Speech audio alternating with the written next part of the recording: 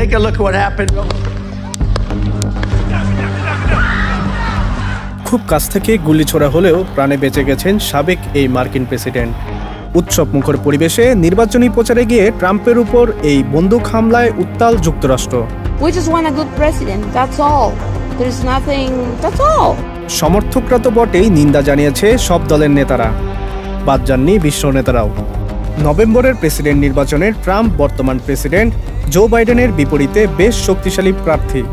ট্রাম্পকে বন্ধু হিসেবে মানেন ভারতের প্রধানমন্ত্রী নরেন্দ্র মোদী। জখম বন্ধুর দ্রুত সুস্থতা কামনা করে বলেছেন, এ ঘটনার তীব্র নিন্দা জানায়। রাজনীতি ও গণতন্ত্রে সহিংসতার কোনো স্থান নেই।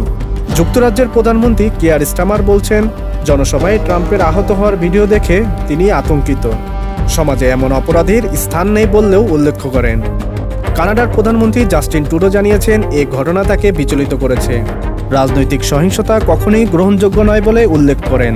ইসরায়েলের প্রধানমন্ত্রী বেঞ্জামিন নেতানিয়াহু বলেন, ট্রাম্প প্রেসিডেন্ট থাকাকালে সুসম্পর্ক ছিল দুজনের। ট্রাম্পের উপর হামলায় তিনি হতবাক হয়েছেন। প্রার্থনা করেছেন যেন ট্রাম্প দ্রুত সুস্থ হয়ে ওঠেন। জাপানের প্রধানমন্ত্রী ফুমিও কিশিদা এক বিবৃতিতে বলেছেন, গণতন্ত্র বিরোধী যে কোনো সহিংসতার বিপক্ষে আমরা। সাবেক প্রেসিডেন্ট ডোনাল্ড ট্রাম্পের দ্রুত সুস্থতা কামনা করি।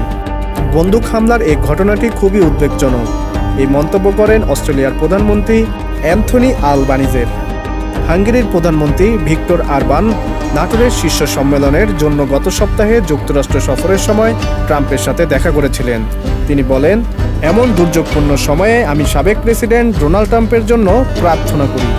ব্রাজিলের president Luiz Inacio Lula da Silva বলেন, পেনসিলভানিয়ার গুলির ঘটনাটিকে অগ্রহণযোগ্য বলে অবহিত করেছেন। অন্যদেরও এই ঘটনার নিন্দা করার জন্য আহ্বান জানিয়েছেন।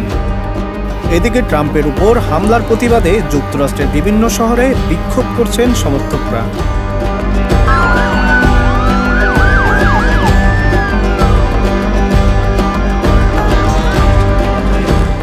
সাব্বির হাসান, মাছরাঙ্গা টেলিভিশন।